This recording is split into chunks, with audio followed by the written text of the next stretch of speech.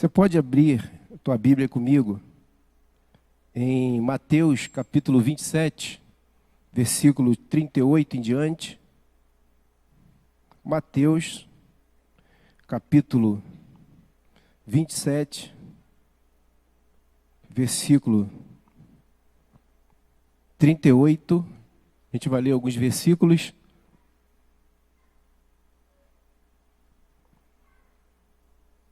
Queria que você tivesse um pouquinho de paciência mais uma vez, conforme o Rony orou, né?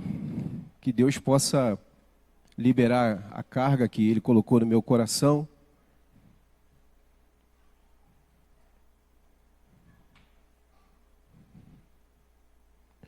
Está sendo projetado aí também.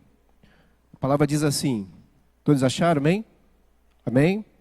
E foram crucificados com Ele 2 ladrões, um à sua direita e o outro à sua esquerda. Os que iam passando blasfemavam dele, meneando a cabeça e dizendo: ó tu que destróis o santuário e em 3 dias o reedificas, salva-te a ti mesmo, se és filho de Deus, e desce da cruz. Repita essa expressão, desce da cruz. De igual modo também os principais sacerdotes, com os escribas e anciãos, escarnecendo, diziam: salvou aos outros, e a si mesmo não pode salvar-se. É rei de Israel, desça da cruz, e creremos nele. Repita, desça da cruz. Confiou em Deus, pois venha ele livrá-lo agora, se de fato lhe quer bem. Porque você disse, sou filho de Deus. E os mesmos impropérios lhe diziam também os ladrões que haviam sido crucificados com ele. Só até aqui. Antes de eu começar, eu queria fazer uma pergunta. Se você puder levantar as suas mãos. Eu fiz essa pergunta também para mim enquanto eu estava meditando. E fui obtendo algumas respostas de Deus e creio que Deus vai trazer algumas respostas para nós essa noite. Quem deseja aqui nesse lugar, deseja desfrutar demais da presença de Deus. Ai, coisa linda, isso é bom demais. Quem deseja também obter mais poder de Deus na sua vida? É um desejo enorme, né? A gente poder ver Cristo sendo manifesto nas nossas vidas, nós vemos o poder de Deus sendo manifesto através da nossa voz, através das nossas ações, das nossas atitudes, ou simplesmente se a gente conseguir chegar em determinado local, por mais que a gente não faça nada, mas é um desejo sincero, querermos ser parecidos com Cristo e manifestar o seu poder, amém? E aqui nessa passagem aqui, eu vou ler outras, mas aqui o Senhor Jesus, o próprio Jesus, nos mostra um caminho sobre modo excelente, para que sejamos cheios do poder de Deus, para que sejamos cheios da manifestação de Deus. Então vamos lá. Esse momento aqui foi um momento, um dos mais, ou se não o mais crucial da história da humanidade. Porque nesse cenário que a gente leu aqui, era exatamente o cenário da morte de Cristo. A morte de Jesus. Faltavam poucos minutos para que ele pudesse morrer, e logo a seguir viria a sua glorificação. Em breve, aqui nesse momento, Jesus ele daria a sua vida por todos nós. Jesus ele morreria naquela cruz, e a partir disso ele ressuscitaria para que todo aquele que nele crê não pereça, mas herdasse a vida eterna e se reconciliasse com o Pai. Esse aqui é um dos capítulos mais tremendos, não só da Bíblia, mas também da história da humanidade, e tem tudo a ver comigo e com você. Amém? Eu não preciso entrar em detalhes, você conhece bem, mas é interessante que exatamente aqui na hora da crucificação, exatamente aqui no momento de agonia de Jesus, exatamente aqui na ânsia de morte, nos últimos momentos dele, onde a dor era terrível, onde a aflição era terrível, a tentação, ela aparece, ela bate à porta de Jesus. E nesse processo aqui havia uma guerra travada nos bastidores. Havia um cenário que era um cenário natural, que as pessoas ali do momento testemunhavam, que eram as pessoas vendo Cristo sendo crucificado, e existia também um bastidor espiritual. Aqui nesse cenário natural havia uma plateia composta pelo povo, composta pelos principais sacerdotes daquela época, autoridades religiosas daquela época, e a voz era uma só: desce da cruz, desce da cruz. Você salvou os outros, agora salva-te a ti mesmo. Se tu és filho de Deus, olha a ousadia, desce da cruz e salva-te a ti mesmo. Então a voz aqui, ela era unânime, mas nos bastidores espirituais era uma incitação de Satanás e seus demônios para que Jesus desistisse da cruz. E obviamente, se Jesus desistisse da cruz, nós nem aqui estaríamos hoje, porque todo o plano de Deus seria anulado, todo o propósito eterno de Deus para nossas vidas seria dissipado. Nesse momento aqui, de muita tentação, nesse momento de muitas vozes, Jesus poderia ter descido da cruz, porque, imagina, a tentação de salvar a si mesmo e de evitar a cruz, naquele momento terrível, onde ele bebia o fel amargo, né, daquele cálice do Calvário. Poxa, era mais fácil para ele, de repente, desistir de tudo, abandonar tudo, e se ele descesse da cruz, ele perderia o seu trono. E por mais estranho que pareça, foi exatamente naquele momento, foi exatamente no momento da crucificação, foi exatamente no momento da morte que Satanás foi finalmente derrotado, Satanás foi finalmente destruído e destituído de toda a sua autoridade, por causa da morte de Jesus. E, conforme eu falei aqui, nós somos desejosos de parecermos com Cristo, amém? Nosso alvo maior não é esse? Parecer com Jesus, sermos semelhantes a Jesus, é uma meta da nossa vida. Nós fomos chamados para seguir a Jesus, porque Ele é a nossa salvação, porque Cristo é a nossa inspiração, porque Cristo é a nossa vitória e Cristo é o nosso modelo maior, amém? Entretanto, Jesus, desde quando andou na terra, Ele viveu mirando a cruz. Jesus sempre falava desse tempo que ia chegar.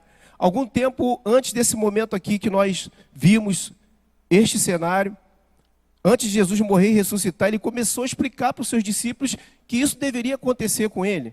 Ele falou que ao Filho do Homem era dado morrer, Ele tinha que morrer para no terceiro dia ressuscitar, e os discípulos não compreendiam isso. Eu sei que quando eu falo isso, você lembra logo de Pedro, que falou: mestre, isso jamais vai te acontecer. Esse sofrimento, essa dor não vai acontecer contigo. Você está lá em Mateus 16, 21, não precisa abrir. Mas Jesus continuava dizendo que as coisas de Deus não são conforme as coisas dos homens, amém? Ele falou para Pedro: tu cogita das coisas da carne, mas não cogita das coisas de Deus. E ele disse que se alguém quisesse segui-lo, devia negar-se a si mesmo, perder a sua própria vida. Era o convite de Jesus, a salvação era esse. Aquele que quiser vir após mim, faça o quê? Negue-se a si mesmo. Vamos de novo? Aquele que quiser vir após mim, faça o quê? Jesus falava também assim: aquele que quiser ser meu discípulo, faça o quê? Negue-se a... Aquele que quiser meu discípulo, faça o quê? Negue-se a si mesmo. Quem quer ser discípulo de Jesus aí? Amém, glória a Deus. Nós somos discípulos de Cristo, amém? Nós somos seguidores dele, nós temos ele como modelo. Jesus, ele sabia que ele devia morrer para salvar o mundo.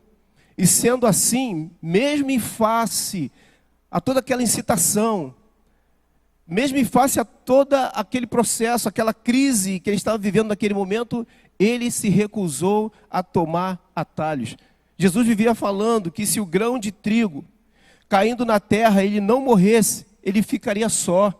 Mas se ele morrer, ele produziria muitos frutos para Deus. Quantos querem produzir muitos frutos para Deus? Eu quero produzir muitos frutos para Deus.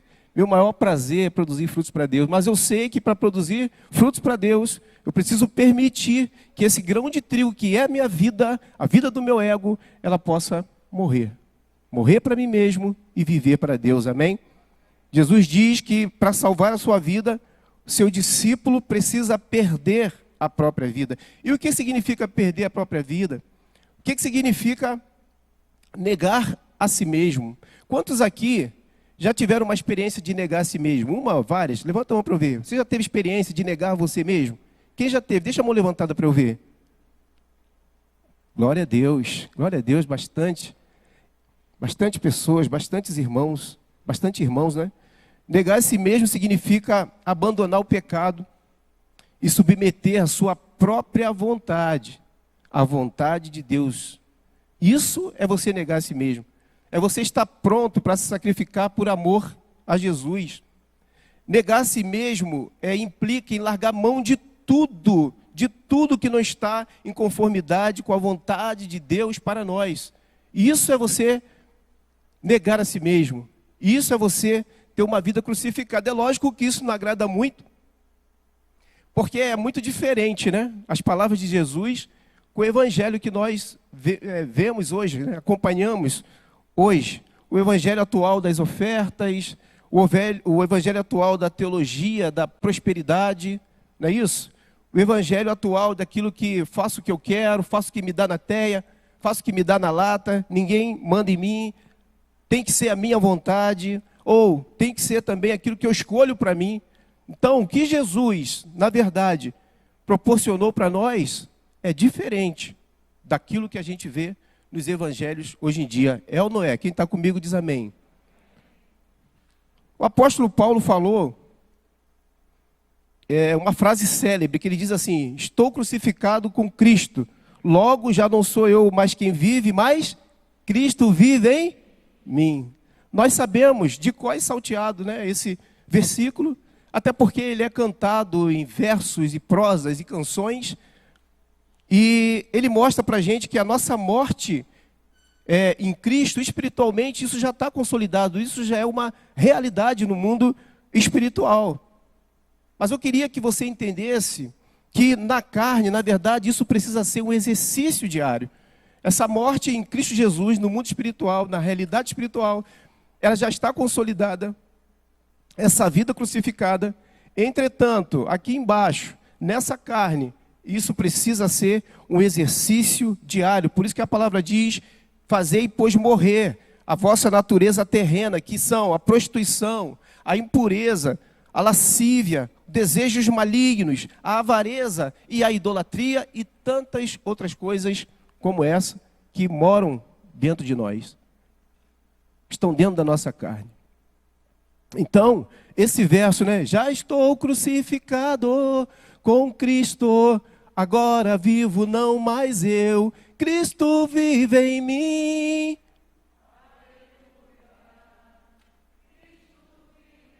Glória a Deus. Vocês estão bons de canção, hein? Aplaudam vocês mesmos, vai. Só para dar uma quebrada. Cristo vive em mim.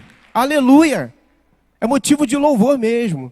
É motivo de exaltação. Já estou crucificado com Cristo. Mas ser crucificado com Cristo não pode ser apenas um verso de canção que está perto dos lábios, mas está distante do coração.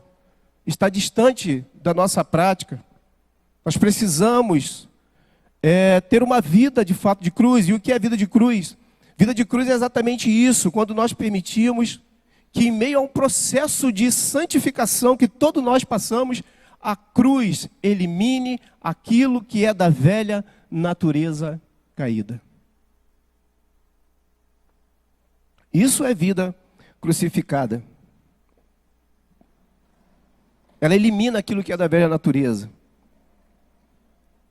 A velha natureza caída, vou dar um exemplo para você do que é, para ficar bem claro, tá bom? O que é natureza caída? É quando você cede às pressões e tenta dar um jeitinho a seu favor. Muitas das vezes nós somos levados a isso, nós estamos no meio de uma pressão qualquer. Não, eu preciso dar uma arrumada nisso aqui, porque eu tenho que ficar bem na fita. É subornar. Não sei quantas passaram já por isso. E para sair de uma cilada precisa subornar, mentir, enganar, ceder à ira, ceder à impureza, ceder à vingança, fornicação, feitiçaria e tantos outros pecados, né? Invejas, homicídios, coisas semelhantes. Não vou entrar em detalhes, que estão escritos lá em Gálatas 5, a partir do 22. Fala das obras da carne e fala das obras do Espírito. Então, nós precisamos nos consagrar a Deus. Nós precisamos ter uma vida diária de crucificação da nossa carne. Uma vida diária de crucificação do nosso ego. Amém ou não? Quantos estão me entendendo? E quando nós nos consagramos de corpo e alma para Cristo, desejando ter uma vida purificada, né, da nossa carnalidade, desejando ser cheios do Espírito Santo, permitindo que o nosso velho homem seja pregado, seja cravado na cruz, é exatamente nessa hora que Satanás solta os gritos de protestos e começa a se condoer. Ele fica com pena da nossa natureza caída e do nosso ego. Ele fala para a gente, não, esse caminho não é para você. O caminho de cruz não é para você. De modo algum, isso te acontecerá, né? Foi o que Pedro falou para Jesus, e a nossa carne muitas das vezes grita isso para a gente. Tem momentos na minha vida que eu fico com tanta pena de mim, que eu ouço essa voz falando, não vai, que não entra para esse caminho que vai ser cruz. E aí, infelizmente, movido pela carne, recuamos de um processo tão tremendo que é a cruz. Então é nessa hora que precisamos ter cuidado para não aceitarmos essa sugestão, não concordar com Satanás, né, quando ele diz que a nossa carne não deve morrer. Diz para a gente que nós somos tão bonzinhos, né? Somos bonzinhos demais para ir para a cruz. Quantos já ouviram isso aqui? Não vai não, que isso não é para você, cara. Então, nós precisamos ter esse cuidado, porque Satanás vai fazer todo o possível para que desçamos da cruz, assim como ele fez com Jesus. Quantos estão me entendendo? Digo amém. O diabo e a nossa carne sempre nos testarão. O diabo e a carne agindo consorciado, o mundo também, né? Mas principalmente o diabo e a carne agindo consorciado sempre vão nos testar. E a intenção dele é sempre tentar fazer com que neguemos a vida de cruz. E isso vem exatamente nos momentos de pressão. Isso vem exatamente nos momentos difíceis de angústia. Tem alguém aqui passando por um momento difícil de angústia? Tem? Não precisa levantar a mão não. É exatamente nesse momento, queridos, da noite escura da alma. É nesse momento de dor. É nesse momento de provação e tentação, nós somos tentados a deixar de orar, não é isso? Primeira coisa que vem, não vou orar, não está adiantando. Nós somos tentados a deixar de buscar. Nós somos tentados a deixar de obedecer. Nós somos tentados a deixar de esperar em Deus. E aí a gente quer resolver a nossa maneira.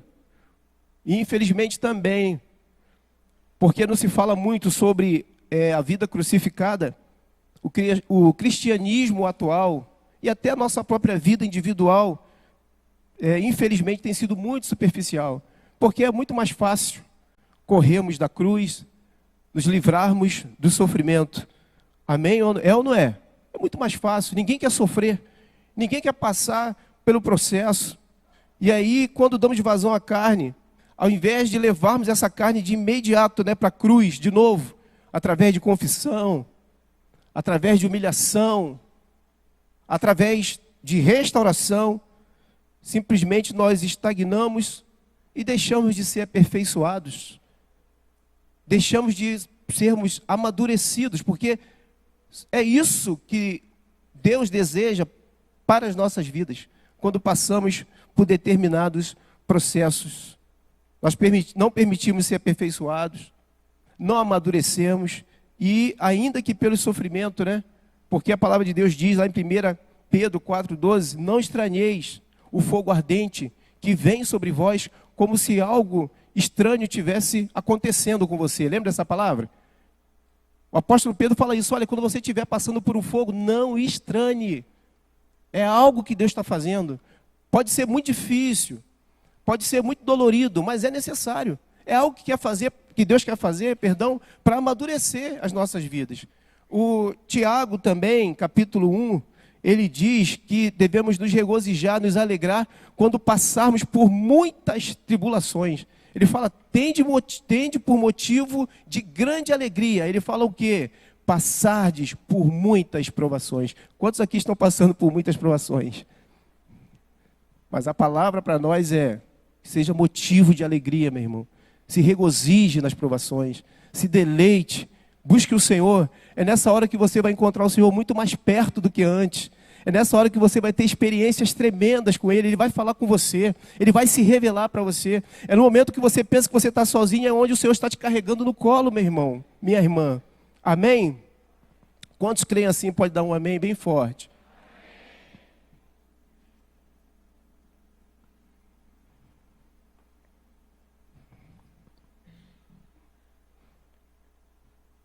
Então, a nossa vitória, ela está em permanecermos na cruz. Amém? Todas as vezes que descemos da cruz, fatalmente vamos ser derrotados. Você podia, de repente, perguntar, o que é descer da cruz, né? Eu vou te falar para a gente terminar.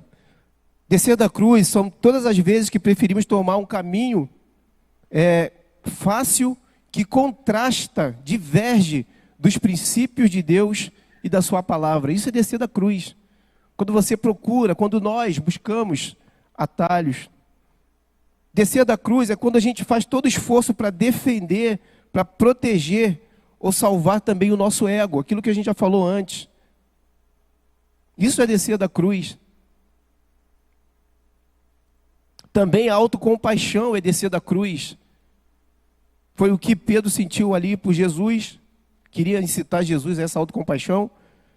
E autocompaixão é você sentir pena de si mesmo. E quando a pessoa cede à autocompaixão, ela já desceu da cruz. Sabe aquela coisa de ficar se achando menor do que todos? Eu não tenho nada, eu não sou nada, eu não vou dar para nada, minha vida não vai dar em nada. Quantos já pensaram assim de si mesmo? Levanta a mão. Foi só eu? Minha vida não vai dar em nada.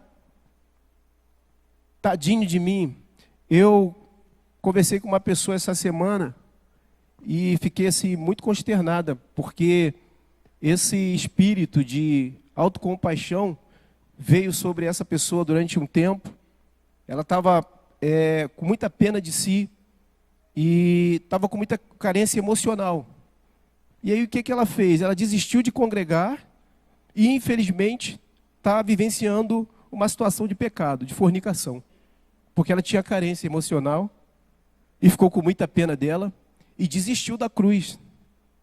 Certamente ouviu a voz do inimigo dizendo, ó, desce disso aí, para com isso, para de sofrer. E infelizmente está nesse quadro. Descer da cruz também é quando somos guiados pelo ressentimento, né? Ou por vingança. Isso é descer da cruz, porque muitos transtornos afetam vidas inteiras.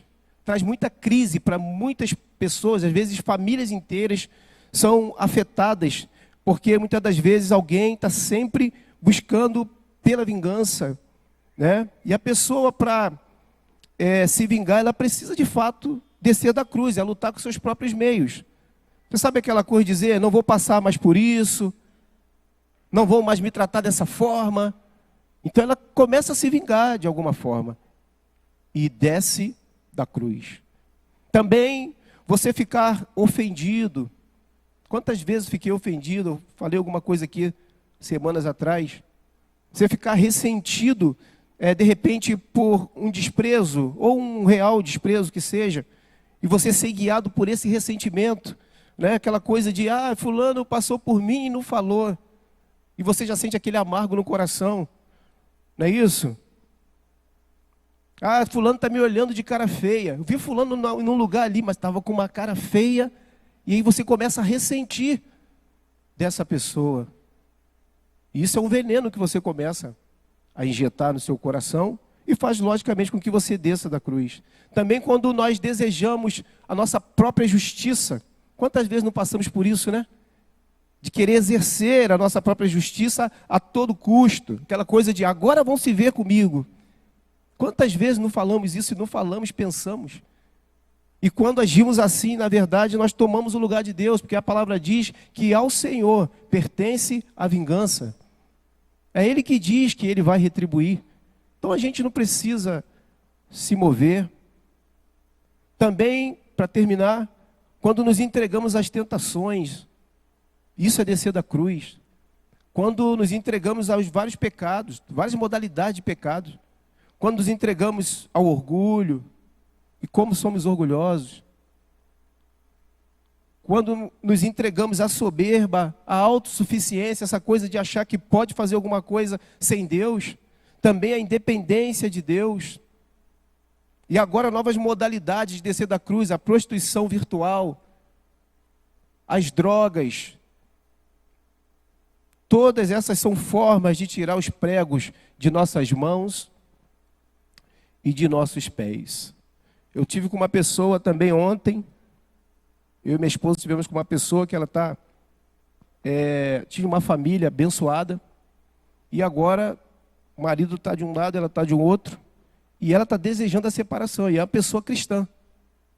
E a gente conversando com ela ali, tentando entender a história e tal, ela falou, não, agora eu quero fazer a minha vontade. Quero a minha vontade. Eu falei, mas a vontade de Deus, querida, para o casamento é indissolúvel. Até a cláusula de exceção, mas é indissolúvel. Ela, não, mas agora eu quero que prevaleça a minha vontade. Então isso é descer da cruz, é arrancar desesperadamente os pregos da cruz. Quantos estão me entendendo? Eu quero concluir dizendo o seguinte, a gente vai orar e até cantar uma canção que fala muito disso, do poder que há na ressurreição. Mas assim, a morte, né, o sofrimento são assuntos que causam um pouquinho de aversão. A gente não vê falar muito sobre isso. Morte, sofrimento. Ao falarmos dessas coisas, a gente pode ser até taxados, né, de mórbidos, né? Aquelas pessoas que só falam dessas coisas, que são tristes, mas não é isso. O convite de Jesus sempre foi esse.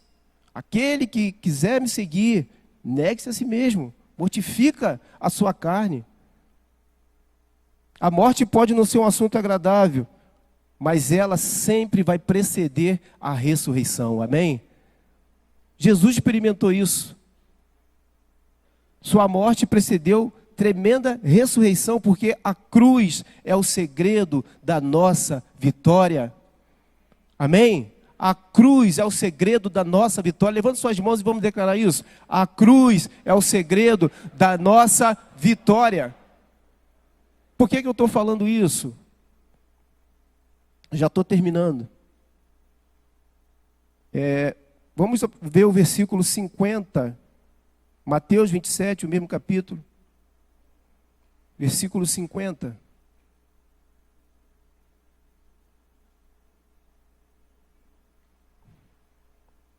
Mateus 27, versículo 50. Achamos? Todos acharam, amém? Queria que você acompanhasse comigo. E Jesus, clamando outra vez com grande voz, entregou o seu espírito. E eis que o véu do santuário se rasgou em duas partes de alto a baixo. Tremeu a terra, fenderam-se as rochas, abriram-se os sepulcros, e muitos corpos de santos que dormiam ressuscitaram. E saindo dos sepulcros, depois da ressurreição de Jesus, entraram na cidade santa e apareceram a muitos. O centurião e os que com ele guardavam a Jesus, vendo o terremoto e tudo o que se passava, ficaram possuídos de grande temor e disseram, verdadeiramente este era o Filho de Deus. Jesus é Senhor. Deus o fez Senhor e Cristo. Amém? Mas Ele nos mostrou, primeiro, que Ele é o nosso modelo. E Ele mostra para a gente que não há um outro caminho diferente do dele. Quantos aqui querem se parecer com Jesus? Jesus nos mostra isso. Conforme eu falei no início, Ele nos mostra um caminho sobre modo excelente. Ele nos mostra que não vai existir coroa sem cruz. Ele nos mostra que não vai existir poder sem sofrimento. Ele nos mostra que não vai existir exaltação sem a humilhação. Apesar disso tudo, estou terminando para a gente concluir, das lutas, apesar das crises, eu não sei o que você está passando. Quando eu perguntei sobre pressões, muitos disseram que também estavam passando. Mas é exatamente aqui que está o segredo da nossa vitória. numa rendição constante, diária, à cruz. Há somente um lugar onde o poder de Satanás não pode nos deter, e esse lugar é a cruz. Que nessa noite você saia consciente disso. A sua vitória está na cruz, em manter uma vida crucificada, em manter o seu ego crucificado. Foi na cruz que Jesus venceu. A cruz foi a derrota de Satanás. Esse é o único lugar que Satanás sempre será derrotado. É na cruz. Ele não pode nos tocar quando nós estamos na cruz. Se Satanás, conforme eu falei, conseguisse ter seduzido a Jesus a descer da cruz, ele teria saído logicamente vencedor. E Satanás sempre nos vence quando descemos da cruz, não é assim? Você está tendo uma vida santificada o tempo todo, orando a Deus, buscando, santificando, jejuando, orando, lendo a palavra, você está ali constante. E de repente vem alguma coisa, uma alfinetada, e aquela incitação, para com isso. Deixa de orar.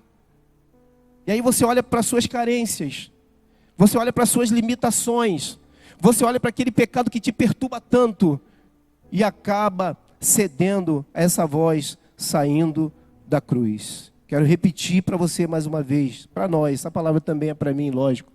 A cruz é o nosso único lugar de segurança. Ele ou ela na cruz, o ambiente da cruz, é o único lugar onde temos poder sobre toda a força do inimigo e também sobre todas as nossas reações na carne. É somente na cruz. Por desconhecer isso, já estou terminando, muitos de nós descemos da cruz, queremos fazer as coisas ao nosso modo, é ou não é? Queremos fazer a nosso próprio muque, e aí permitimos de novo a vida do ego, perdemos a voz de Deus, nos distanciamos da voz de Deus, sofremos derrota até que novamente possamos voltar à cruz. A sua vitória, a minha vitória está numa vida crucificada, numa vida entregue a Jesus. Que nessa semana você receba esse poder diário, sabe, essa injeção de vida de altar, vida de oração. Cara, como é que é tremendo, como é que é poderoso, como é que é bom, como é maravilhoso você sacrificar o Senhor, a vida no altar do Senhor. Onde Romanos fala ali no capítulo 12, né? Que a gente deve fazer sacrifícios ao Senhor com a nossa própria vida. Romanos 1, 2, não vou ler agora. Jesus, Ele venceu. Aleluia, Jesus venceu, amém? E Ele é a nossa referência. Jesus venceu se entregando. Jesus venceu se humilhando. Jesus venceu sendo obediente à morte e morte de cruz.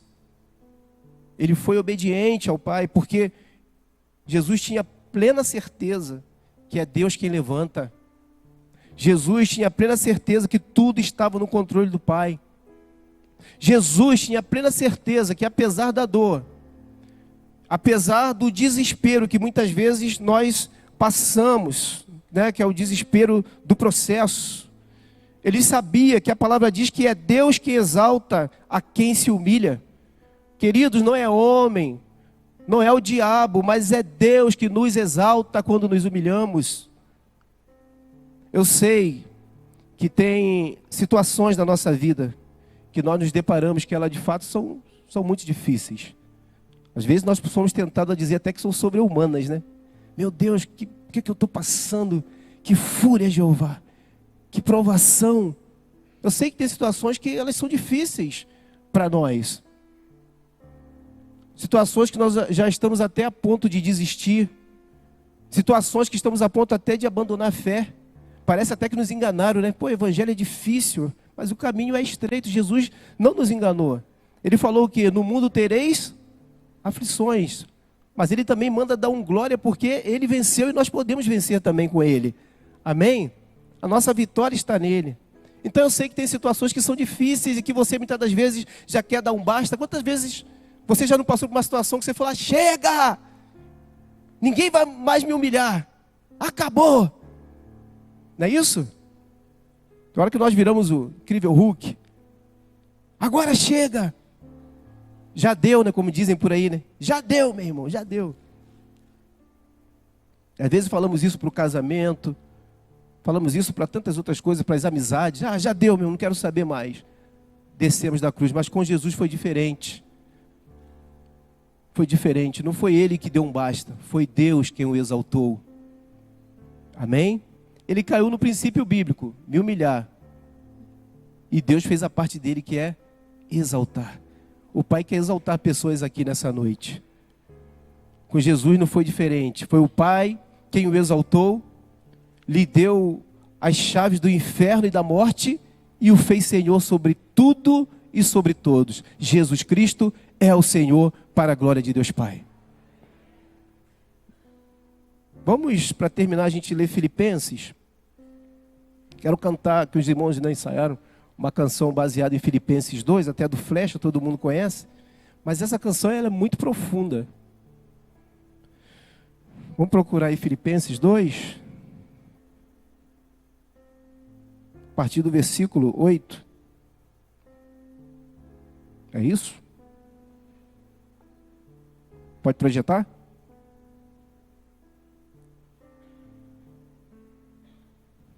A partir do versículo 5, perdão. 5. A partir do versículo 5. Filipenses 2,5 fala assim: tende em vós mesmos o sentimento que houve também em Cristo Jesus, pois ele, subsistindo em forma de Deus, ele não o julgou como usurpação o ser igual a Deus. O que ele fez? Antes, a si mesmo se esvaziou, assumindo a forma de servo, tornando-se em semelhança de homens, e reconhecido em figura humana, a si mesmo se, tornando-se até a morte e agora é poderoso demais, pelo que também Deus o exaltou sobremaneira e lhe deu o nome que está acima de todo nome, para que ao nome de Jesus se dobre todo o joelho, nos céus, na terra e debaixo da terra, e toda língua confesse que Jesus Cristo é o Senhor, para a glória de Deus Pai. Aleluia, vamos aplaudir o Senhor.